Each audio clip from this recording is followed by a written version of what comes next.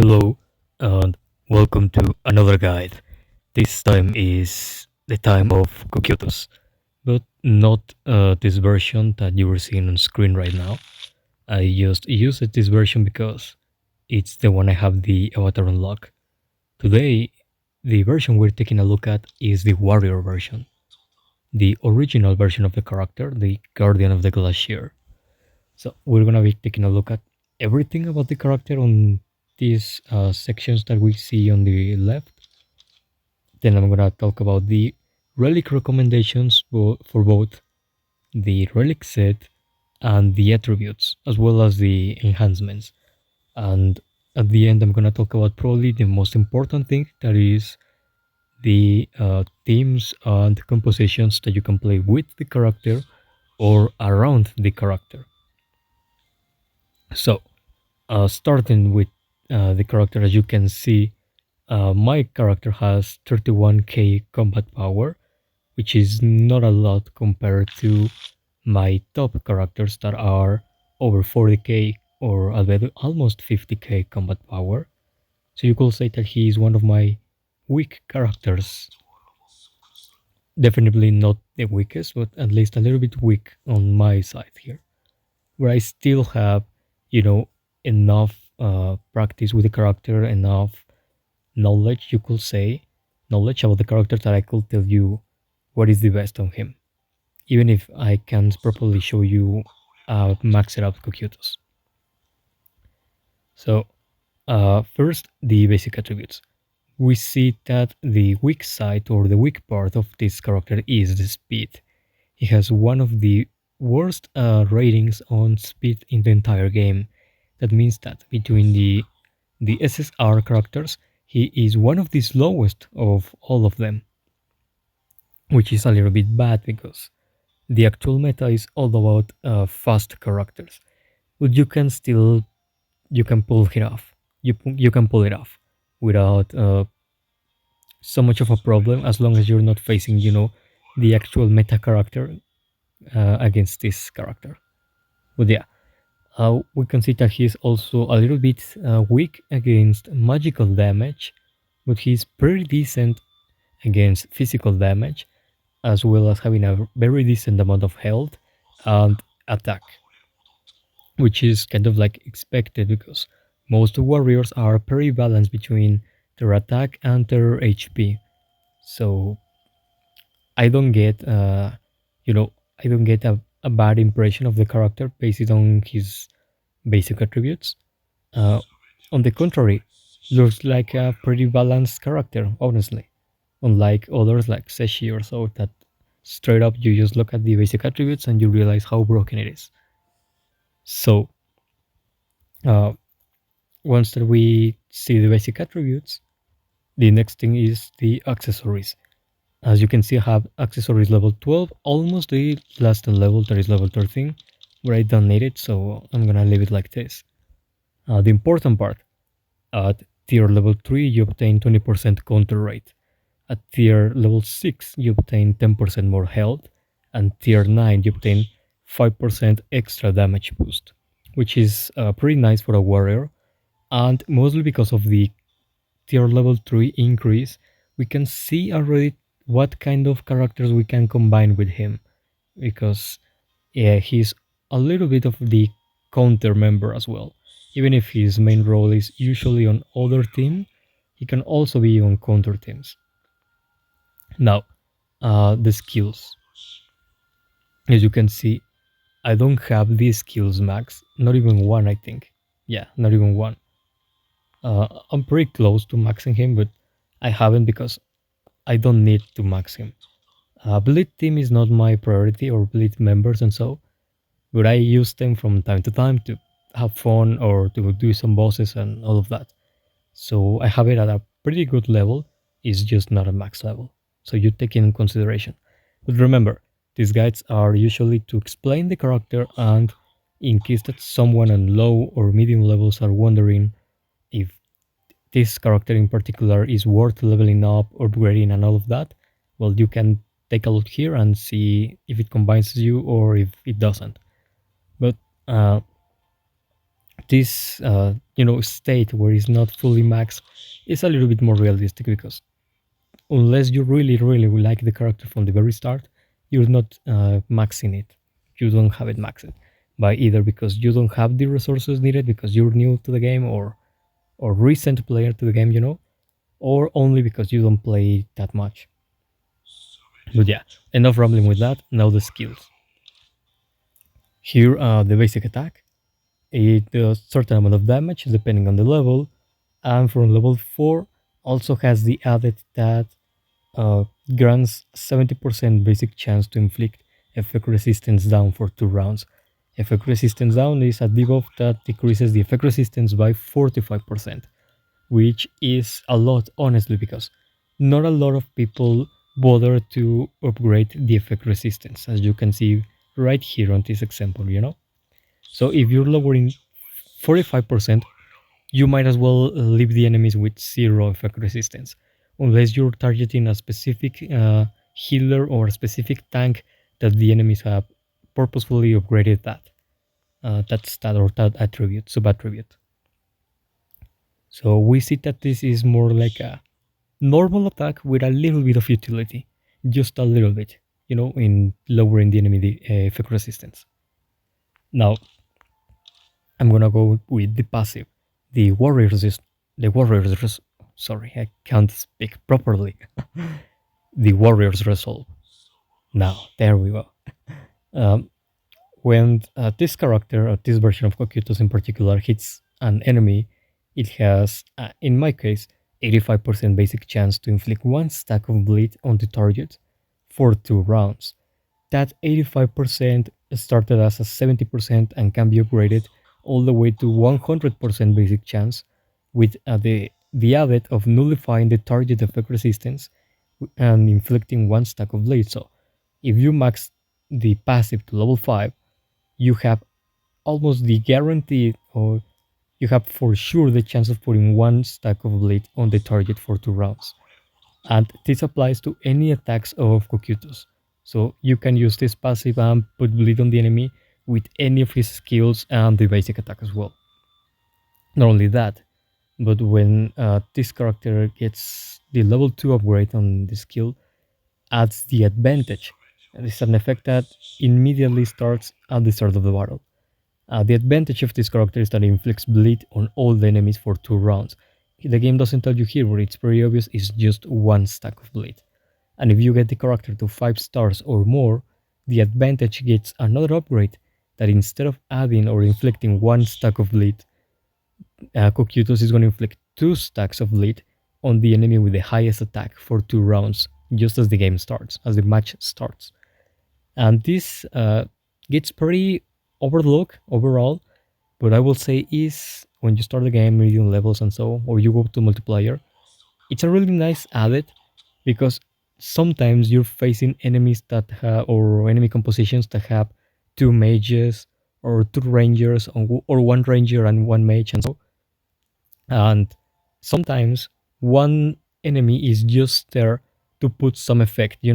Like for example, we can say you're facing a burn team and the enemies have between their characters Albedo and Demiurge. Maybe Demiurge is just there for his captain skill, the ultimate, and the added of having a lot of effect precision.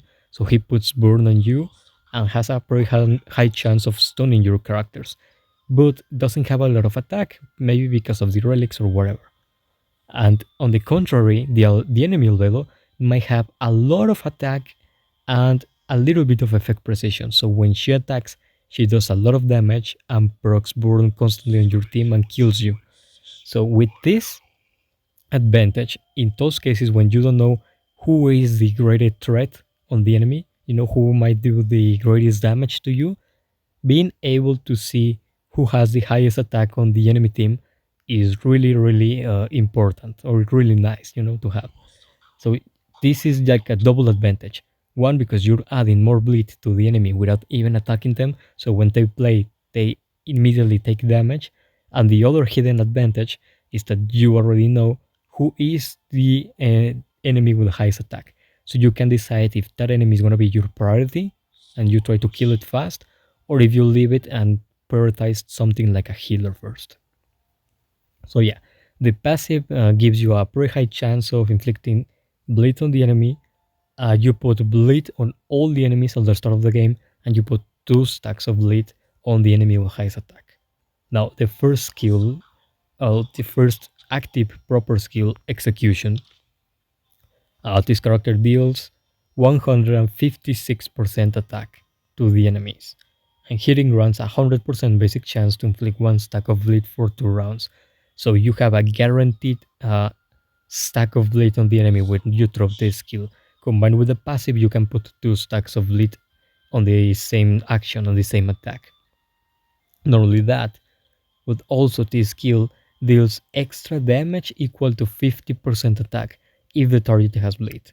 So if you're attacking with this skill an enemy that is already inflicted with bleed, doesn't matter if he has 1 stack or more, you're dealing a total of 206% attack, which is a lot. Considering this character has an A rate on attack, you're landing a pretty big uh, hit on the enemy. You're landing a very heavy blow on the enemy in question. Not only that, but this skill also has 50% chance of receiving the cooldown after use. That means that, unlike other skills that when you use them you have to wait certain rounds to be able to play them again, no.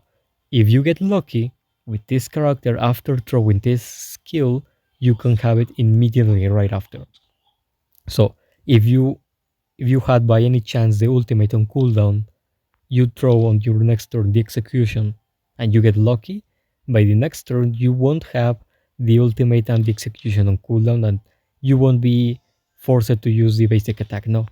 If you got lucky, you will have the execution again. So you could be using this 2 rounds in a row, or even 3 or even 4, depending on how lucky you get.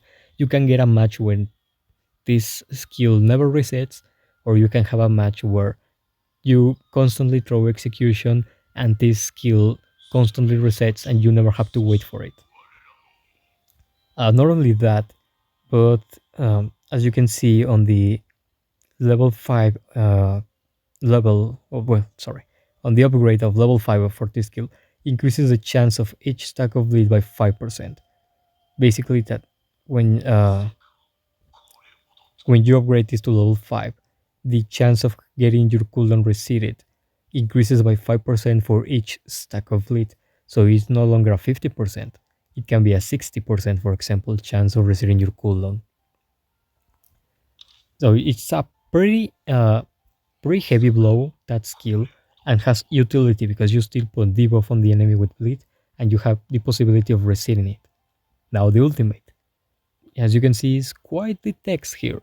The Traitor's End is an area of effect skill, so you hit everyone with this skill at the same time. Cocytus deals damage equal to 132% attack to everyone, but that can be upgraded to 144%.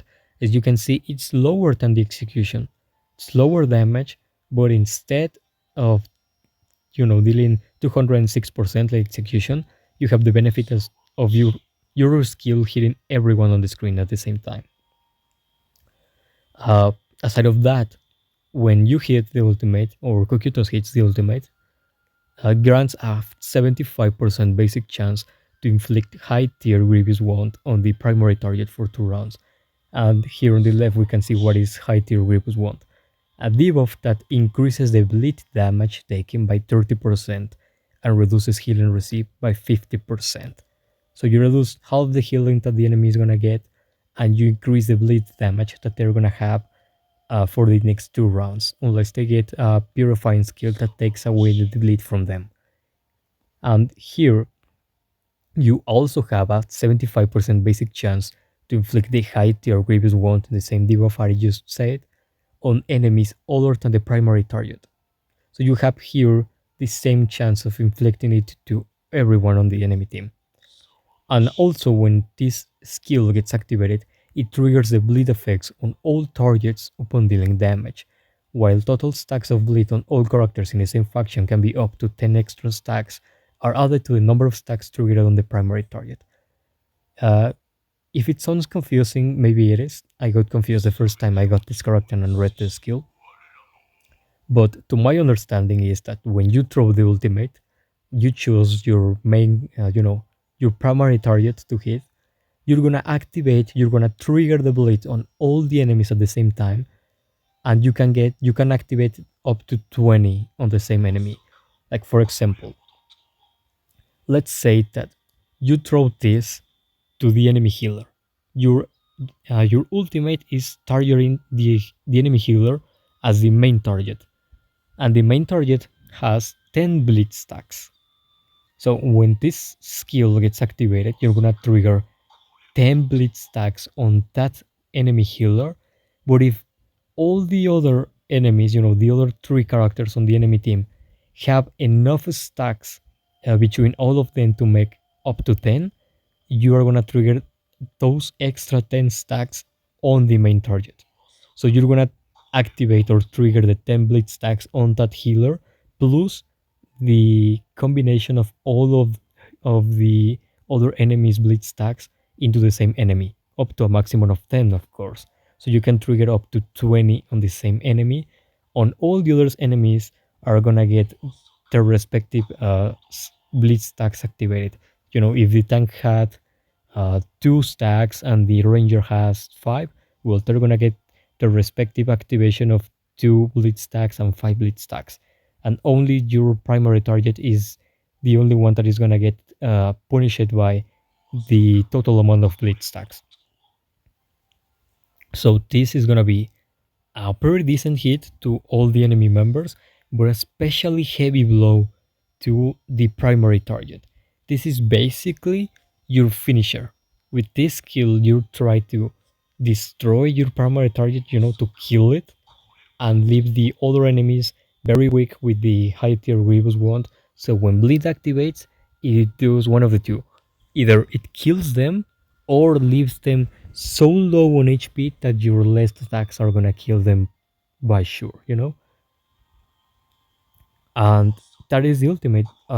You can upgrade it, and you will change you will change the basic chance of inflicting the high tier Grievous wound from a 75% basic chance to 100% fixed chance. What's the difference here? Well, that when you have basic chance, the enemy can resist the attack if the enemy has enough effect resistance and if you have a low effect precision. But the fixed chance means that it's always gonna happen. It doesn't matter if the enemy has 1 point of effect resistance or if it has 200 points. Fixed chance means that you're gonna apply it. So if fixed chance tells you that you're gonna put Grievous Wound on the enemy, you're gonna put Grievous Wound. Doesn't matter the enemy resistance here. And Grievous Wound is a lesser version of the high tier Grievous Wound. It's a debuff that increases bleed damage taken by 30%. The high tier version only adds that the enemy is gonna receive 50% of the original healing. So it adds utility but not damage. So in case that you don't get the skill to level 5, you're not missing a lot. Like for example me, I have it at level 3. Now, at last we have the captain skill of the character. This is another character that has a captain skill. When he is alive in battle, there is a 75% basic chance to inflict one stack of bleed on the primary target for 2 rounds. And after allies use this, after the allies use this skill, and the effect can be triggered up to 2 times per round. This basically gives part of the passive of Cocytus to all of his allies. When you have him as the captain, everyone will have on your team 75% basic chance to put 1 stack of bleed on the enemy. So you can inflict up to 3 stacks of bleed on the enemy on a single turn if you do the next thing. If you have the Warrior Resolve maxed up, if you have the level 5 passive, if you choose this character as the captain and then you throw execution to one enemy, you will have the chance of putting 1 stack of bleed with the captain skill, with the 75% basic chance. If you get lucky, you will be able to put another stack of bleed thanks to the Warrior's Resolve, having 100% basic chance at level 5, ignoring the target effect resistance. And execution, when you throw this, also has 100% basic chance to inflict one stack of bleed. So you have the chance of inflicting 3 stacks of bleed on the same enemy on a single turn. But you need to have the passive at level 5 and have him as the captain. You need that. Otherwise, you might have the chance of just putting 1 or 2 bleed stacks on the enemy, which is not bad, honestly, but obviously you will prefer to put 3 on the enemy. Now, as we were able to see there, this is a very, important, even I will say a core member of a bleed team. This is a very specialized character on the bleed debuff and the bleed damage. So, you know what we're gonna be combining this character with. But before that, the Arclight and the Relics. The Arclight increases his attack, his HP by flat amounts, and gives him 50% counter rate at 1 star. The more stars you get, the more counter rate you obtain. And the exclusive effect of his character is that increases the damage dealt to the target by the target number of blades stack per 3%. And if the target has a grievous wound, additionally increases his damage by 10%. This basically means that Cocytus is going to do more damage to the enemies that have bleed, and the more bleed stacks that the enemy has, the more damage that he is going to deal. And if the enemy has grievous wound, the debuff that the ultimate inflicts that increases bleed damage by 30%, well, that means that he is going to deal another extra 10% damage. So this character heavily punishes enemies that are not able to get rid of bleed in time, or that do not have a lot of effect resistance. Honestly, it's not bad, and it's another way of giving this character counter rate as well. That means that he has some chance that when the enemy hits him by either a direct or an indirect attack, a single target skill or an area of effect skill hits him, he has a chance of jumping jumping and hitting the enemy that deal damage to him. And when he attacks, obviously it uses the basic attack and has a chance of putting effect resistance down on the enemy, and also has a chance of putting another bleed stack on the enemy. So he has the possibility of retaliation to the enemy, unlike other characters that do not have anything on the counter rate department. Now, I'm gonna go to the awakening levels. As you can see, I only have 15 levels out of 30 and no gems on him.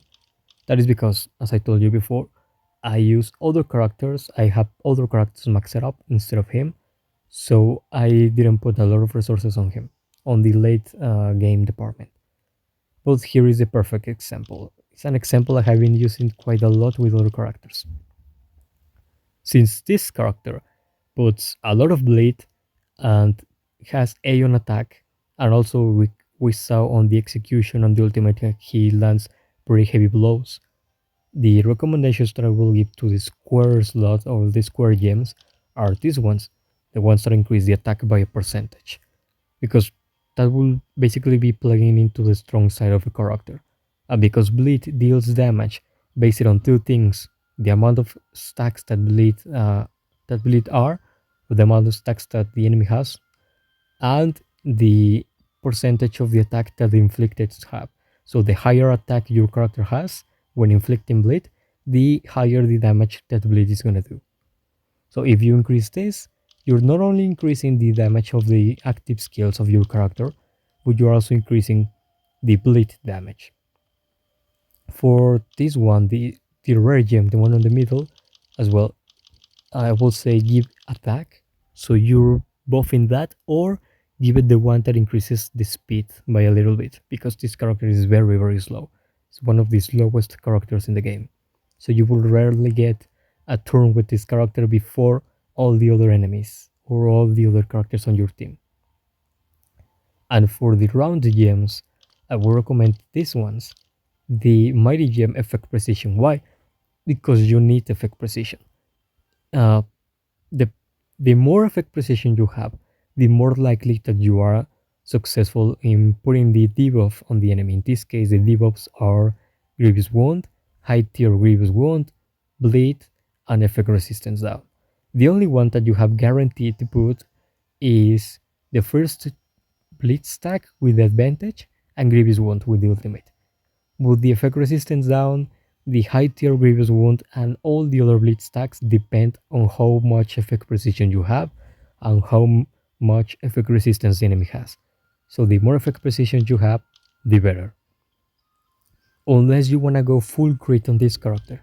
If you want to go full critical damage on this character, the recommendations are the Mighty Gem crit or the Mighty Gem critical damage. But on only any other cases, I will recommend effect precision. And as the last one, this class specialized gem, you could put either the attack one, the HP one, because it's a warrior, this character will greatly benefit for any of those two, or you can put this one, the power gem counter rate, this specialized on warriors, that gives counter rate. At max level gives 15% counter rate, and at the lowest level it gives 3.5% extra counter rate, which is not bad, honestly. Considering this character has a little bit of counter rate, is not a wasted, is not a wasted stat. You still make use of it. So now their awakening levels are covered. Next is the relics, and as you can see here, I have a pretty strange set for this character, the Thunder set.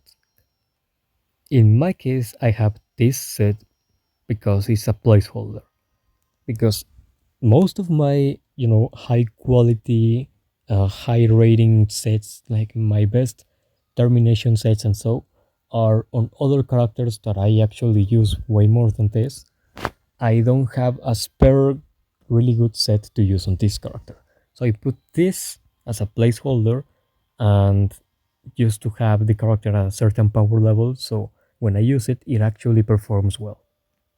But my recommendations for you that you may be thinking on maxing or upgrading the character are not the Thunder set. Instead, I will recommend you either the Vermare set or the Termination set. The game tells you that you should play it with either Execution, Desolation, or Vermare set. The easy one to get rid of, in my case, will be Execution. Increases your attack and you will deal more damage to targets with debuffs. You will not always make use of this skill or, well, this relic set because the enemy can purify itself. If the enemy has a Pestonia, an Anniversary Albedo, or Lupus Regina, or any tank that can offer purifications to his team, they're gonna get rid of Bleed, unless you're using a specific version of Entoma. But unless you have her, sorry, the enemies can get purified. They can get rid of all your bleed stacks before you hit them sometimes because this is a low speed character, remember? Mostly all enemies are gonna play before you. And if the enemies had all the debuffs purified, the execution relic set is not gonna take effect. So it's not as optimal as the game tells you. The next relic set is the Isolation set. Increases your effect precision between 75 to 30% depending if your attack is single target hit or an area of effect skill. Is decent if you don't want to level up effect precision on the relic attributes, but honestly it's not giving you any damage. You already have a high chance of inflicting the debuffs of the skills on the enemies. So you need a little bit of effect precision, but you don't really need that much. And this doesn't give you any damage, so you're not really taking advantage of this. The other two sets that I would recommend is the Vermare set and the Termination set. The Vermare set is more of an utility set. It gives you critical chance and gains the chance of reducing a skill cooldown by 1 round after the skill. That means that, for example, if you throw the second skill, the execution skill, and you don't get lucky with a 50% chance of the skill resetting, you have a chance of this set activating and reducing 1 round of that skill, so you reset it. So you have a guaranteed. If you don't reset it with the with a 50% chance of the skill, you reset it when the set activates. So you always have the skill. Or if you got lucky and the skill resetted successfully on his own, this set can lower one round of cooldown from your ultimate. And as we saw, the ultimate is a pretty heavy blow with a lot of debuffs. So you're getting your ultimate, a very important skill, faster than usual, which is always welcome. That's why I would recommend the Vermari set. Now, the Termination set, this one, the one with the red symbol here, also gives you critical chance, but the special effect is way more offensive, more aggressive than the Vermari set. It nullifies from 20 up to 30% of the target's defense when you attack. So if you're hitting a tank, you're ignoring part of his defense. If you're hitting a ranger or a mage that already has low defense, it becomes a really, really heavy hit that acts like if the enemy didn't have any defense to begin with. The termination set, I will only recommend it in case that you're going all out with this character. You know, if you're going full damage, if you're converting this character into the executioner of your team, you know, into the assassin of your team that is gonna kill all the enemies when you throw the ultimate skill, then go for the termination set. But if you want to balance this character like the original version that it is, you know, the warrior instead of a ranger version, you can go for Vermari set. Termination is really, really good if you go all out on full damage, but if you play the early levels, you know, early expedition, story mode, early bosses, and so, this character might be a little bit fragile on his own. Without any defensive set, it might be low on HP. So you might have to play it with a healer or a nice tank. So take in consideration that you will need someone to protect him if you want to go termination set. If you want to go Vermare, he will also need a little bit of protection, but he won't require as much because you could spare a little bit of your stats instead of going full crit and critical damage to give him a little bit of defense because the set will be more for utility than damage. But it's up to you if you want to go full damage or half damage, half utility on the character. Now, the examples that I have for relic sets of this character are two, one for termination and one for Vermari. This is my example for termination set. Well, mostly because this is a warrior helmet, but you get the idea, you know, it's a termination set here. Here, for example, you could go full damage if you go termination. I mean, if you're going termination, you're going full damage, of course. So you will be going for critical chance and critical damage. From here, for example, you see A on defense, B on attack, and double S, one speed, one on critical chance. The attack is nice, it's always welcome. A on defense can be good if you get it once or twice, and that's it, because this character is not a defensive character. But double S, one on speed and one on crit, is really, really nice. One, because this character is slow, so any extra speed that you give him is gonna come in handy. And of course, S on crit means that you're gonna have a high chance of landing an even stronger hit than usual. Imagine the execution attack that deals a total of 206% of your attack to the enemies that already have bleed. Imagine if you have a critical hit based on more than 206% attack. You will be literally dealing tons of damage to a single target. Now, as you can see here on my termination armor, this will be another good example of what it comes in handy for Cocytus. You see a B on defense, it's not bad. Double A, one on effect precision, one on attack, and one S on critical chance. As you saw on my other explanations, attack is really, really good on this character. All of his skills scale with attack, and bleed does more damage to the enemy the more attack your character has. So it comes really, really good, or really comes in handy, you know? And of course, S on crit, more chances of deleting the enemy. A on effect precision, so you have more chances of putting the bleed or the other debuffs on the enemy, but just a little bit of effect position. Don't focus on getting it a lot of times. Just one or twice can be nice. Oh, that rhyme. Okay. And for example, now my Termination Blunderbuss has A on critical damage resistance, that is useless, honestly. B on speed, always good. A on critical chance, I already told you why that is good. And S on damage boost. Damage boost is a really nice substitute for attack if you didn't got it. So that is as well welcome. Now for the base, the termination base here. Another S on critical damage resistance, we can ignore that one. B on speed, I told you, really nice. A on critical chance, of course that is gonna be welcome on a termination set. And S on attack. As you saw, a lot of crit, a lot of attack, and speed from time to time.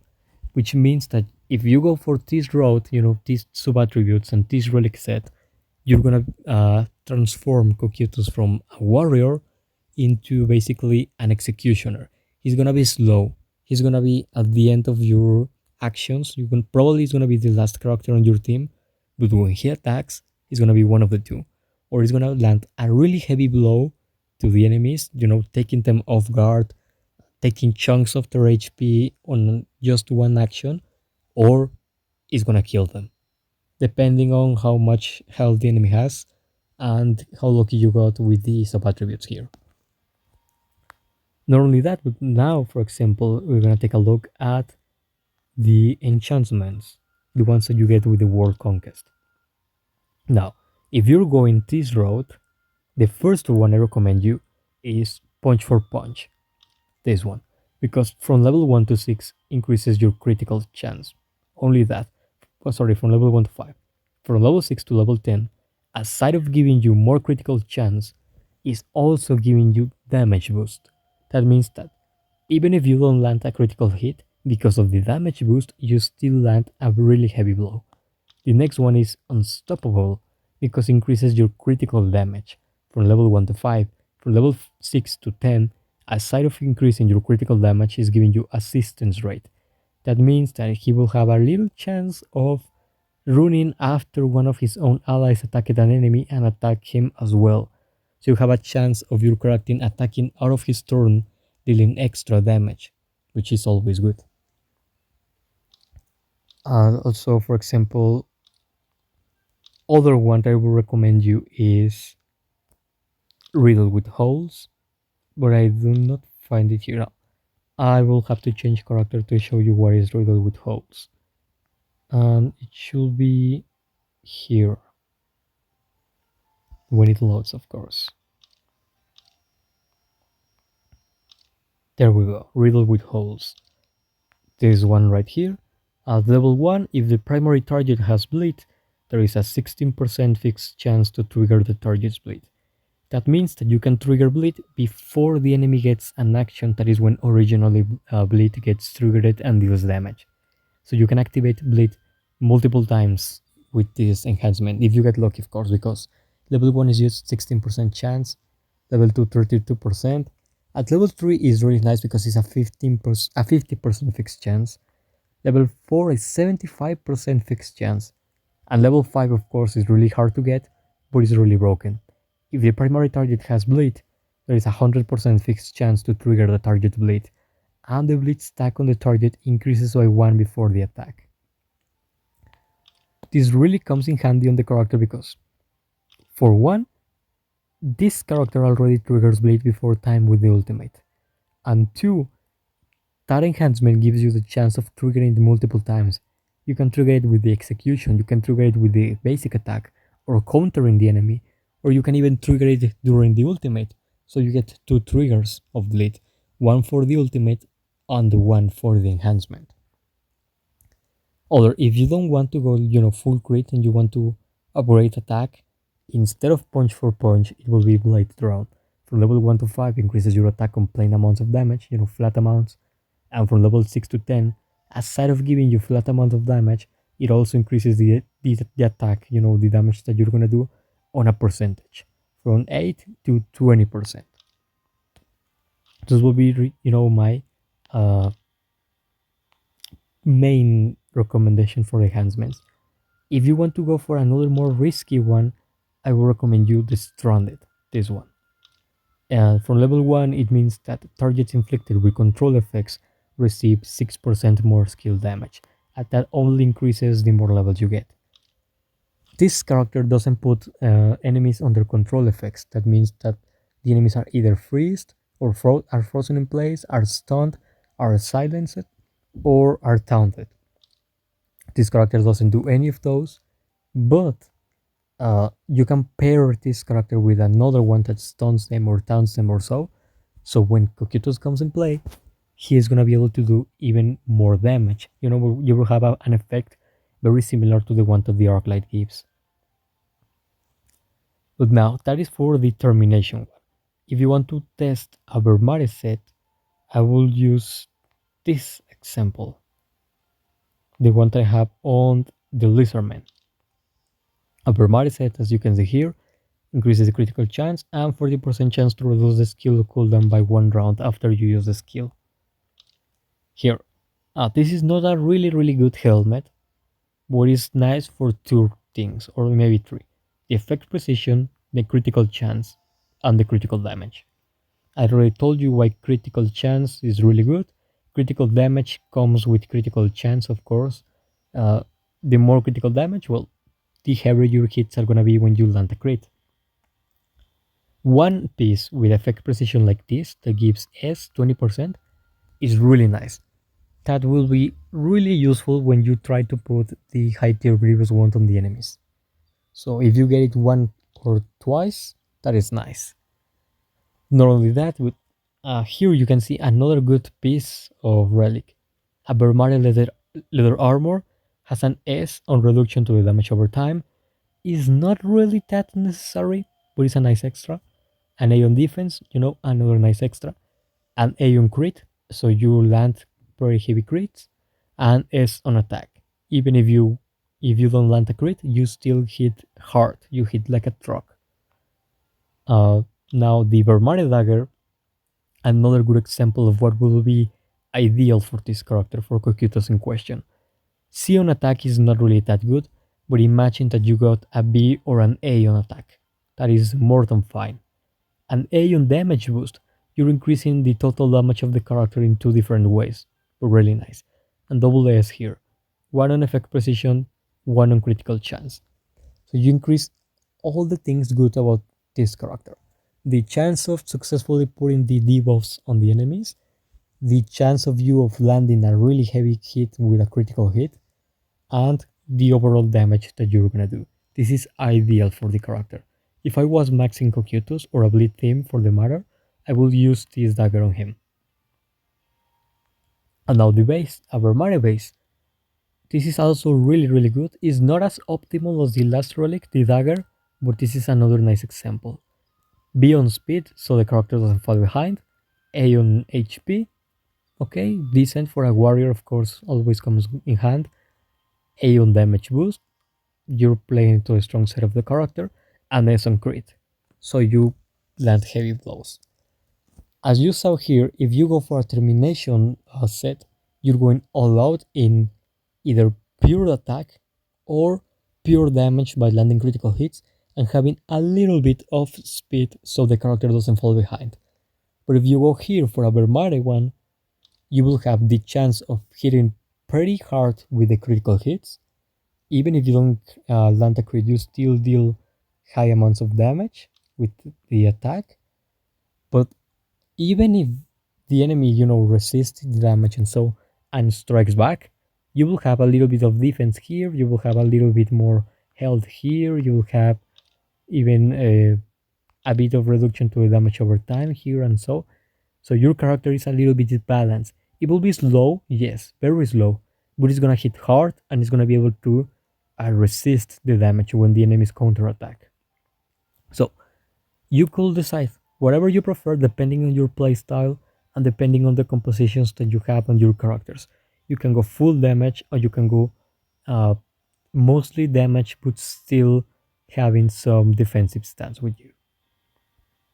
Now, that relic set is really good and I'm going to show you why. If I go here to the overview of the character that has the Vermari set that I use it as an example and recommendation, you see that this character has a little bit of extra critical damage more than usual. He has almost 50% effect precision, which is really nice. You know that Cocytus already has 75% on most of his debuffs. So adding a 44.4% will get the basic chance to be over 100, which is the recommended thing. You know, the recommended thing is like getting 80% basic chance. So you don't waste a lot of slots on the effect precision alone. And with this, you will get over 100, which is really good. And you still have, as you see here, 80% crit. 80%. I'm just gonna take away a little bit from the awakening level. Oh, awakening level doesn't even give him crit, it's giving him 2 effect precision. So you will have with those relics 80% crit on Cocytus. So you will have a pretty high chance of basically taking the enemy's head off. Like mine has just 51. 51 is not a lot, is not bad, is average. And he still hits really, really hard when I use him. When the enemy of course doesn't die before his turn. But having 80%, if I use that set on him, instead of 31 combat power, it will skyrocket to at least 37, 38 combat power just by that. So you decide. You can go full crit and damage, crit and attack, maybe with a little bit of speed, or you can go with the Vermare set. The Vermare set will give you a little bit of attack, a little bit of effect precision, a little bit of health, defense, and a little bit of crit. So you're gonna be balanced, but you're not gonna be, you know, the executioner that this character looks like. It depends on what you want and what relics do you have. Now, the most important part now. The themes and compositions that you can play with or around the character. First off that you can combine on early game is right on his side, is the pretty little Entoma. In fact, you can combine him with both Entomas and you're fine. In this case, you can see that she is also an area of effect character specialized on bleed and shock. We want her because of the effect precision, the bleed, the ultimate, and her arc light. Her arc light is a boost. When she uses the ultimate, she is gonna obtain attack boost. That is basically that she increases her attack by 30%, and her next skill is gonna deal additional 20% damage. So basically, she gets a pretty buff, a pretty important buff that increases her damage when she throws the ultimate. And when she throws the ultimate, she obtains more talismans for her, that is basically her passive, and she has extra speed and gains another action. That means that she plays again, she gains another turn. You basically, what you do on early levels is that you throw her ultimate. If you have her arc light, you put it, and then you throw the sharp current talisman. She has 70% basic chance to inflict bleed. And the game doesn't tell you, but this basic chance applies for every hit, and she converts all the talismans that she has on an individual hit. So if you throw 3 talismans, or 4 or 5 or 6, that means 3, 4 or 5 or 6 different hits. So you have from 3 to 5 and so or to 6 different chances of putting bleed. If you combine that with this character having high effect precision, you have a chance of putting things like 5 bleed stacks or even 7 bleed stacks on a single enemy on a single turn of attack. So you can use her taking advantage that she has Aeon speed to put a lot of bleed stacks on a single target, as much as you can. Combined with Cocytus' captain skill, you can also put extra bleed stacks, and you throw his ultimate, so you make a burst of damage, You deal a lot of damage in a very short period of time. That is why they combine. And because you can get both of these characters very early on the game using the free summons that you gain. Also, even if you don't got, let's say, Entoma on the early summons, because she's an SR character, you could easily get her in any other banner. Other characters that you can use to play with him is this version of Entoma, the SSR version. She's also a bleed based character, but she's more inclined to being a crit hit character. So she's gonna hit like a truck exactly as if your Cocytus had a termination set. But the important part of that is that when you use this character alongside Cocytus and you use her ultimate, the Insect Swarm, she also puts a debuff that is called the Insect Swarm. It's a debuff that can be stacked up to 10 times and cannot be purified. When uh, you know when targets have Insect Swarm, the bleed debuff cannot be purified. That means that if they throw something that, you know, clears them of all debuffs, as long as they have the insect swarm, they're gonna still have to deal with bleed. That means that if you have your Cocytus with his Arc Light or with something like the Executioner relic set, you still make use of the special effect of dealing extra damage to the enemy because the enemy still has the debuff. Reading the debuff, it explicitly says a debuff that stacks up to 10 times cannot be purified. Each time Entomatic's skill damage consumes one stack of Insect Swarm to deal extra true damage equal to the attacker's attack to the target's defense per 60%. And bleed on targets with Insect Swarm cannot be purified. Also, she deals 260% attack of damage with her ultimate. So you have double, you know, assassin or double executioner with this team. Because both of these characters are gonna deal over 200% attack on terror attacks to the enemies. They both put bleed, so both complement each other. You know, when one puts bleed, the other is gonna take advantage of that. And Entomatic basically makes bleed undispellable, so your Cocytus is gonna always make use of that extra damage of his arc light to basically deal massive damage to the enemy each and every time. Now, other characters that you can play are these two more bleed team members. In this case is the Spreader of Evil Yellow.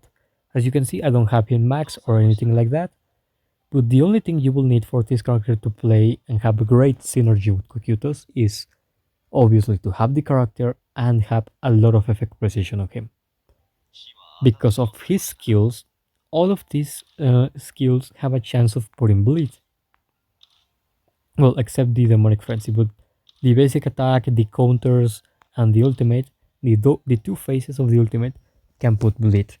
You can put bleed up to 3 times if you get lucky on a single use of the ultimate.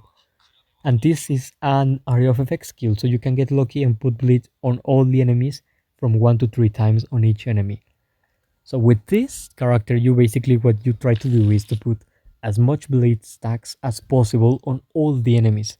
So when Cocytus' turn comes in and you throw the ultimate, you activate as much bleed stacks as possible and you maximize the damage of bleed after that turn when Grievous Wound and high tier Grievous Wound affect the enemy, making them receive 30% extra bleed damage. The next one is Lupus Regina, the commander of the army, the limited version. Mostly because everything about this character is based on bleed. Her arc light makes it that when she is alive in battle, bleed damage is gonna nullify certain percentage of the target defense based on the number of stars. So this is gonna maximize even more the bleed damage because it's also gonna ignore part of the enemy defense. Her basic attack has a chance of putting bleed and has a chance of triggering bleed, just like Cocytus' ultimate and just like the Riddle Withholds enhancement that I told you. The Scarlet Fang has another chance of putting stacks of bleed. It can put up twice. Not only that, but her passive is very unique with the bleed team composition. Basically, she deals extra damage to characters that already have bleed, just like Cocytus' Arc Light effect, and when an enemy target with bleed dies, the stacks of bleed of that enemy that dies transfer to another enemy with a few bleed stacks. So something that happens very often on the early game, especially if you don't have this character, is that you may have a single target, a single enemy with 8, 9, or 10 bleed stacks, on all the other enemies are just one or two bleed stacks. And when the enemy with a high amount of bleed stacks dies, all of your efforts on putting bleed are basically wasted right there or are gone because all of the other enemies are just going to have one or two bleed stacks and you have to build up all the stacks again. And the one that died, well, it took the bleed stacks with him. Well, with this character, when someone with a lot of bleed stacks dies, all of those stacks get transferred immediately to another enemy. And that means that you don't lose the progress of putting the bleed stacks turn after turn, attack after attack on the enemy, which is good. And not only that, but when the bleed transfers from one enemy to another, it gets triggered again. And each 5 times the bleed gets triggered, and each time that bleed gets transferred from one enemy to another, the maximum cap of stacks increases by 1 up to an additional 10. So you have the chance of not having to deal with a maximum of 10 stacks of lead on one enemy. You can, if the game is long enough, the enemy is tanky enough, and so you can get up to 20 bleed stacks on the enemies, which obviously doubles up all the damage that bleed is gonna do and makes it so much more harder for the enemy to, of course, win. And not only that, her ultimate also has a chance of triggering bleed, has another chance of putting bleed on the enemy, and that is just way more stacks on them. So you can combine those four that I told you. You can combine the commander of the army to increase all the bleed damage and increase the bleed stacks as well as the chance of having bleed transferring from one enemy to another, ignoring their defense. You can use Joel about the spreader of evil to stack up bleed as fast as you can in as few actions as possible on all the enemies. You can have Entoma to put a lot of damage with her skill that do 260% of her attack as damage, and making use of insect swarm, so one particular enemy is not able to get rid of bleed, so they cannot purify it, while having this character that can also punish certain types of tanks, the ones that do support and damage sharing. You have that, and then you have Cocytus as your last character that is gonna take advantage of all the other characters putting bleed on the enemies, and he's gonna basically trigger bleed, deal extra damage to targets with bleed, and not only that, he's gonna be able to refund some of the cooldown from his second skill.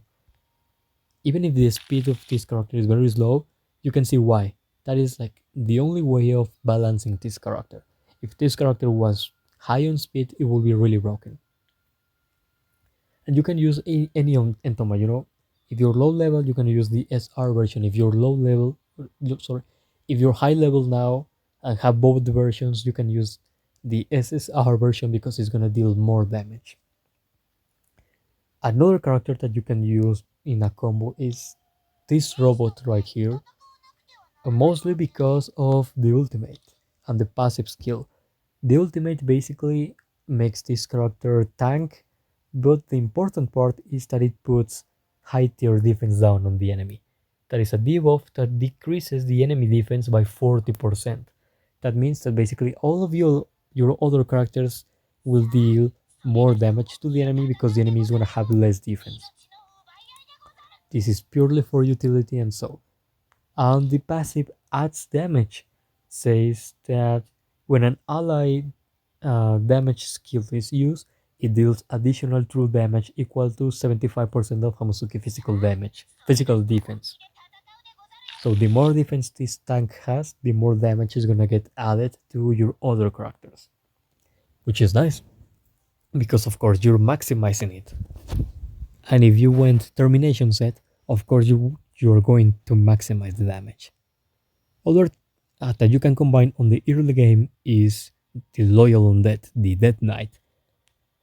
It's an early game tank, so you can have that. The Bonded Vitality, you can use it to absorb part of the damage that either Cocytus or Entom are gonna take, so they don't die when you don't have a healer or so. And the way that it contributes to the bleed team is because of the Blood Fury.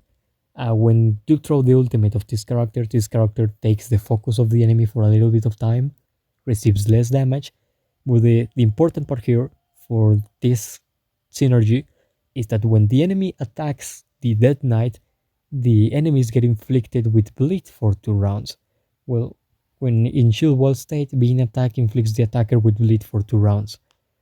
You can slowly add a little bit more of bleed with this character. On the late game, I will tell you to replace the Dead Knight with either the robot or with Yeldabaoth. They are better tanks for the bleed team. Other character that you can play with Cocytus on the bleed team is, of course, if you're going on an early game playthrough, so is the sneak and charge maid Sisita, also known as Shizu. She doesn't look like, but she's a bleed team member, only because of her ultimate. It's basically an area of effect multi-hit attack that has a nice chance of dealing critical damage. So early game, having a character that has nice or good chances of dealing critical damage is nice, especially against bosses. But the important part is that every time she achieves a critical hit on enemy, grants a 30% basic chance to inflict bleed on the enemy for 2 rounds.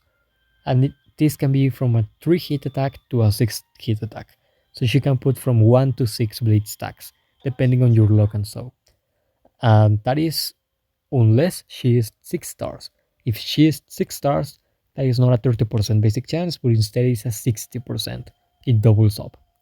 But on an early game, when you use her on a bleed team, you're not gonna have her 6 stars. So only take in consideration the 30%. Other two characters that you could use on the early game are Edstorm and Tsukyu. Edstorm is this one. Basically, she puts bleed on the enemy using fixed chance, so you don't have to worry about effect precision on this character. And when you attack, you have basically a chance of bouncing attacks.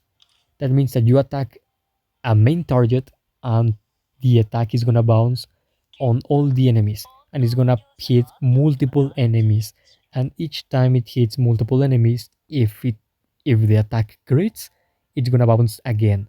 So you can have a multi-hit attack that is area of effect and has the chance of putting bleed on all the enemies at the same time.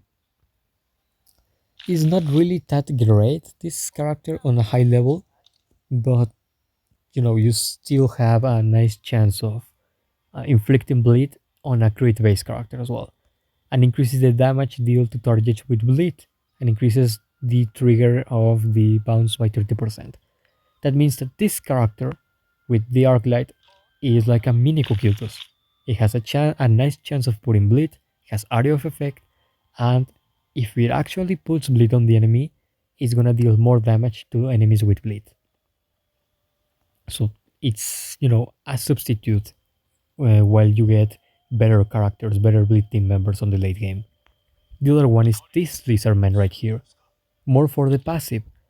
If you didn't got combines, or if you didn't wanted to upgrade the effect precision of Cocytus because you thought that it was good to go with what he has on his kit, and you wanted to use the sub attribute for the slot of the sub attribute of effect precision for other things, then you can pair it with this character on the mid game for the passive, the Guardian Spirit. Because as long as this character is alive, it's gonna give, depending on the level, between 20% effect precision up to 35 effect precision and effect resistance. So this character is gonna buff the effect precision of your bleed team members. And with his skill, he has a chance of putting effect resistance down on the enemy as well, just like Cocytus, and has a chance of putting defense down, a debuff that decreases the enemy defense by 30%, similar to the robot.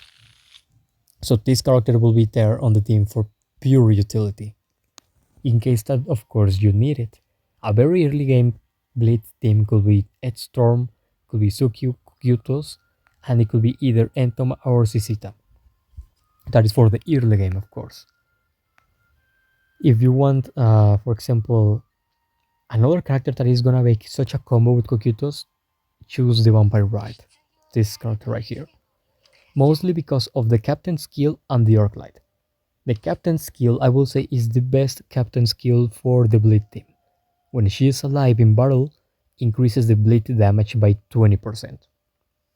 And her arc light gives you the possibility of playing without a healer on the team.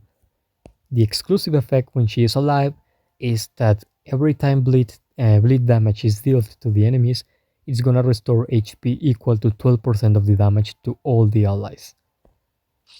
Basically means that every time your characters like Cocytus or Lupus Regina, Commander of the Army, or any character that has Riddle with Holes enhancement, every time they trigger bleed, and every time the enemy gets a turn when bleed triggers naturally, your team is gonna get healed by a little bit of the damage that bleed dealt to the enemies.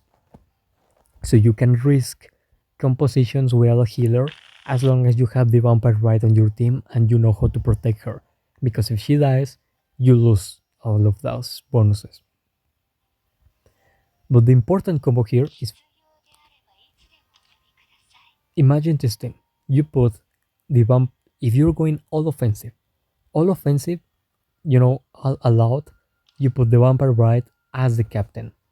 That means bleed is gonna deal extra 20% damage. You put this Lupo Regina on your team.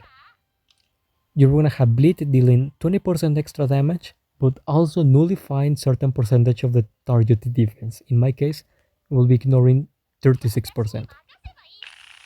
That is 36% ignore.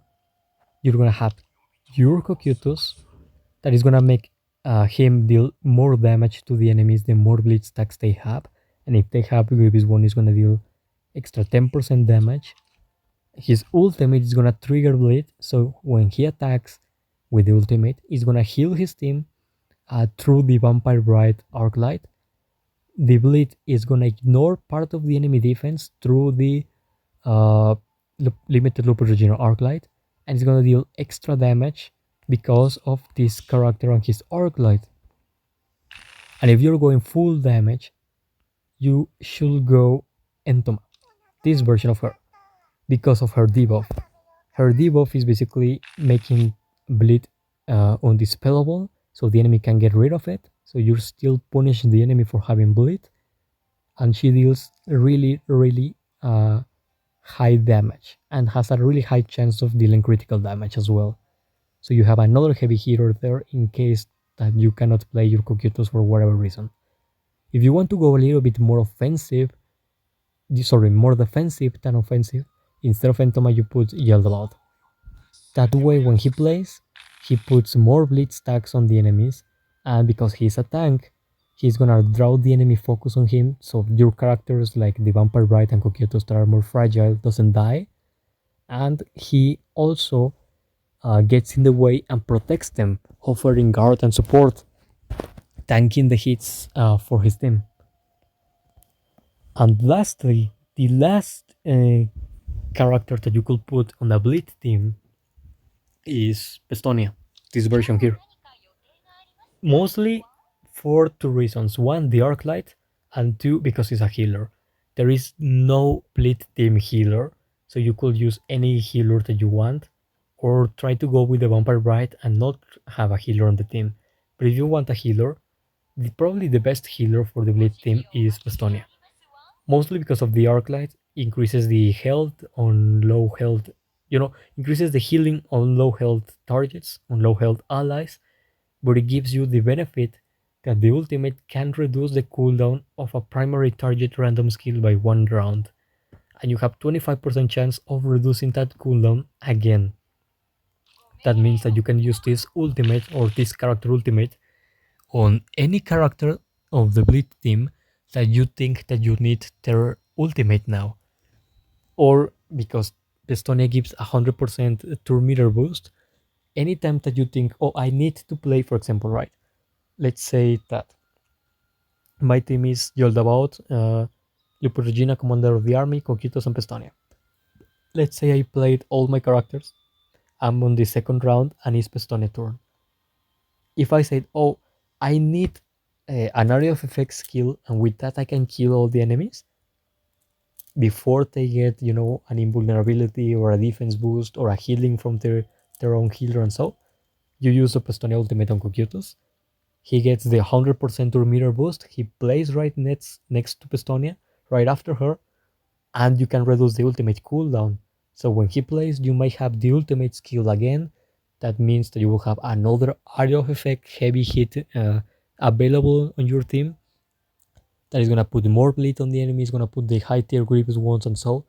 And if you get, a critical hit, you might kill all the enemies on that single attack. She offers you the two things that the bleed team usually doesn't have: utility and a healer, because she can also silence the enemy and she can also put attack down on the enemy. Mostly the bleed team members are based on putting bleed and putting any other debuff that increases the bleed damage. They do not stun the enemy, they do not silence, they do not heal, and so. So having Pestoni on the team will be basically covering the weak spot of the bleed team. Others that you could use, mostly because they will be very useful on the meta and not because of the synergy, will be Pandora's Actor or the Anniversary Albedo. This version right here. Because they're some of the most powerful healers in the game. So they of course are gonna offer you something like, for example, Albedo can give you invulnerability, or Pandora's Actor can copy enemy buffs and give them to your own team. Now, that is all for the Bleed team members that you could play with or around Cocytus in this case. But there is more. There is the counter team, or the variation of the counter teams. First off, you should, if you want to use that character on a counter team, you should combine it with the other version of himself, and it's this version, the one with the gold ornaments and the katana. Mostly because of the passive on the ultimate. Sorry, the captain skill on the ultimate. Captain skill basically means that when the allies make a counter attack, that means that when they attack, they retaliate in that moment. All members of the team recover 12% of the damage dealt.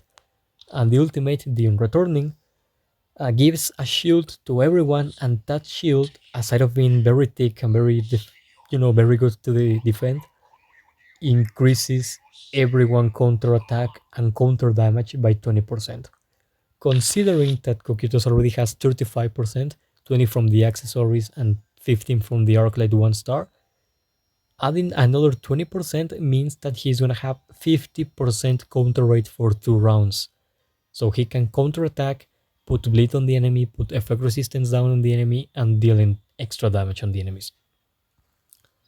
Combining with a character like this, like the Raven Black hero, he has naturally 20% counter rate, but in my case, for example, that I didn't have his Arclight, and instead I put a Battle for the Head Wife that increases his counter rate and counter damage by 50%, means that he can have up to 70% counter rate for the first 2 rounds of the game, combined with the unreturning shield from the counter version of Cocytus, means that the Raven Black hero is going to have up to a 90% counter rate. So he's almost guaranteed to counter during the first 2 rounds.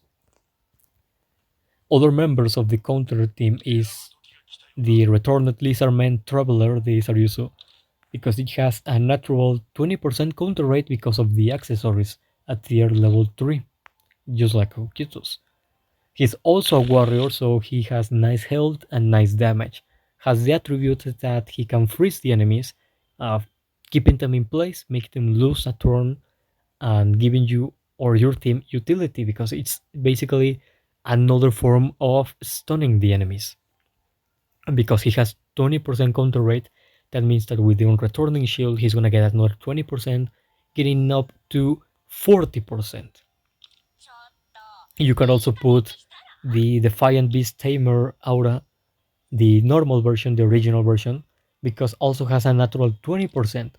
She's not that useful, but if you want to combine a team that gives counter and gives chases, then it's gonna be good. That will be, for example, using the Raven Black hero combined with her and the 2 version of Cocytus. And what is gonna happen is that your 2 version of Cocytus are gonna counter attack the enemies during the first rounds, are gonna put bleed on the enemy and so, and they're gonna have shields.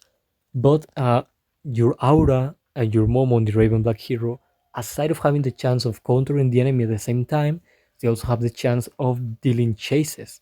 That means that after your character's attack, they're gonna go and add their own attack, attacking out of their turn.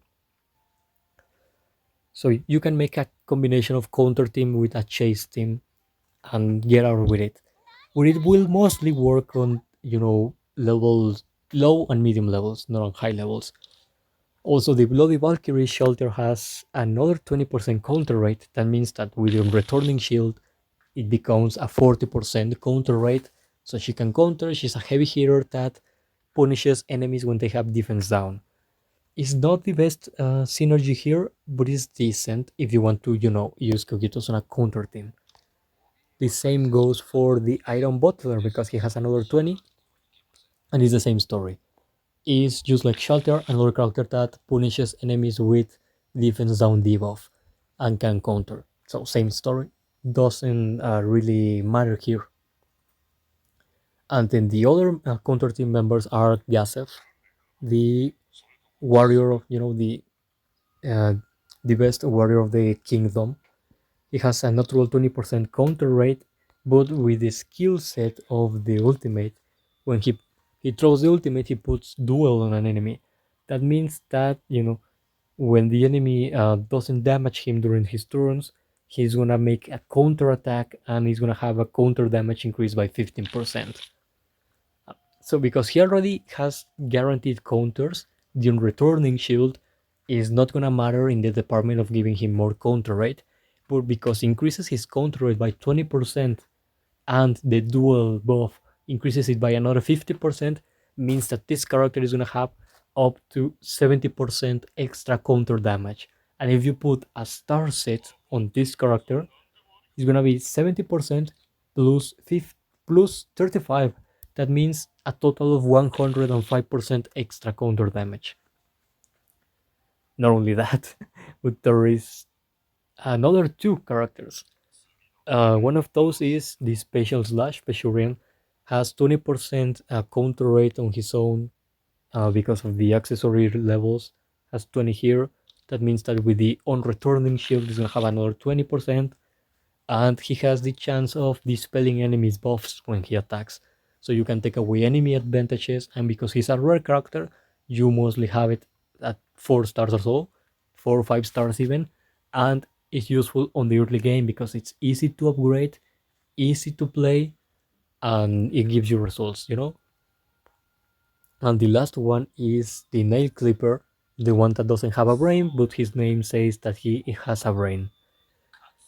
Basically, this character increases everyone counter rate by certain percentage, which is nice because it will be the returning 20% counter rate plus the natural 20% counter rate that everyone has, plus the increased counter rate that this character gives is going to be over 60% or so. Not only that, but his second skill also puts this character in a stance that makes him guaranteed to counter the enemy attacks before the enemies even attack. So you already are making use of a lot of the counter damage, of the counter benefits that the unreturning shields gives, and that the captain skill of the tank Cocytus gives. Not only that, but if you choose to use this captain skill instead of Cocytus, it's going to increase everyone counter damage by 2.5% to a maximum of 10 every time that they counter, every 4 counters. But because all of your team will be counter, that means that in a single round you can get one of the benefits of the increased counter damage. And that will be all for the counter damage, counter team. So you have Brain, you have Gasev, you have Sebas, you have original Shelter, you have original Aura, you have Sariusu, you have Momon, you have the tank Cocytus. But if you want to go to the Bleed team, you have Entoma, both versions, SR and SSR. You have Pandora's Actor, you have Pestonia, you have the Commander of the Army, Leputragina, you have the Spreader of Evil, Yaldabaoth, you have the SR version of Sisita, you have the Death Knight, you have the Vampire Bride. You could use as a support the mecha, the robot. And there is one last theme that is very, very useful for the early mid game, but not so much for the late. And it's not a team based around him, but as I told you, this is for teams around him or with him. And this is a team with him, not around him. That team is an early game, very easy to get. What it is, it's a team around the original Albedo. In that case, you need the SR Entoma, this one, mostly because of her shock capabilities. You need the Warrior Cocytus, the Guardian of the Glacier, this version. Then you need Valkyrie Shelter, this version right here, this one. And then you need, like I told you, the normal original Albedo. Mostly because it's gonna play into the Soul Agony skill, the passive skill. It says that after any character action, she's gonna gain 3% boost in damage reduction for each debuff on the enemy to a maximum of 15%. And after any character action, not only enemies here, it's gonna gain 3% more speed for each debuff on the enemy to a maximum of 15%. And also because of the captain skill, in this case, she's gonna be the captain. For each debuff the enemies have, all allies skill damage increases 2% to a maximum of 10. This peculiar combination of characters plays in because all of them put different debuffs, and they all are fairly easy to get on the early game, maybe with the exception of Shelter. In my case, it was very easy because she was the actual banner of the time when I was low level. Basically, what's gonna happen is that you use Entoma Ultimate to boost her own talismans, throw the second skill. The second skill is gonna put shock on as many enemies as possible, so they already have one debuff, shock. Cocytus is gonna start the game putting the advantage, uh, the advantage skill of putting one stack of bleed on all the enemies.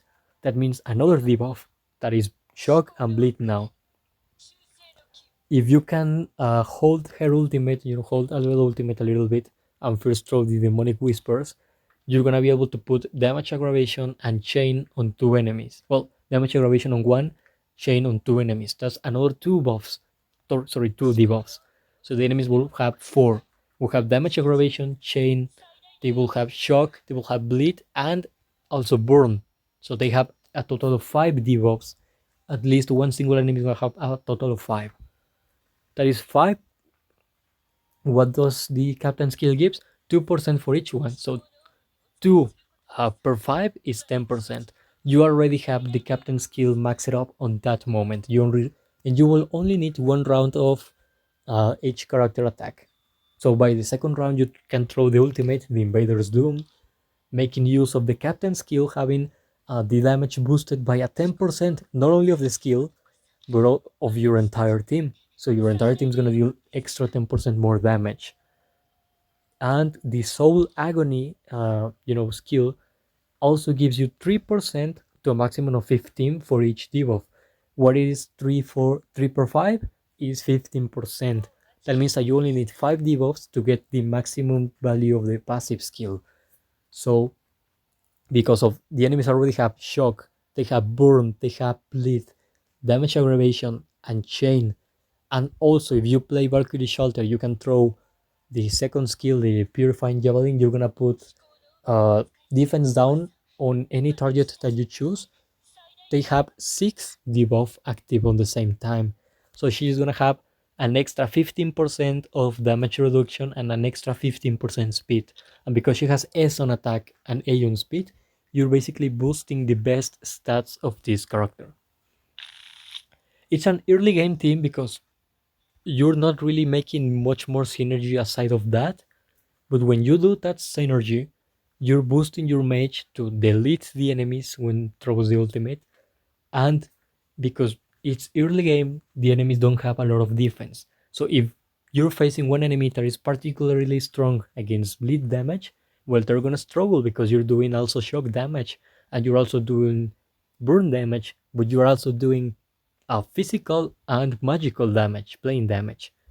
So you're hitting them everywhere. So it doesn't matter how many defense or resistances the enemy has, you're still destroying them. And it's a really good early game team because it allows you to go uh, to levels or stages that you normally are not able to get because you lack firepower.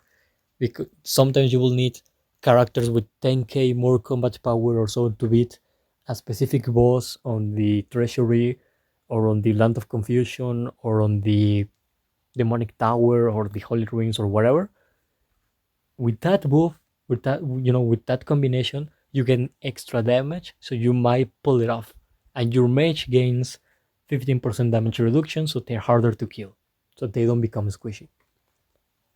So those will be all the teams. A bleed team with a lot of variety, early game team based on Albedo, and your counter team. Those are all my recommendations of characters and compositions around this. If you want to use a specific Supreme Being, you go either the normal lines, the Supreme Being, or you go Touch Me if you go for a counter team, because those are the specializations of the Supreme Beings. Uh, Next guide or next video I think is gonna be the practical part of this character. That means that I'm gonna just go and face the bosses of the map.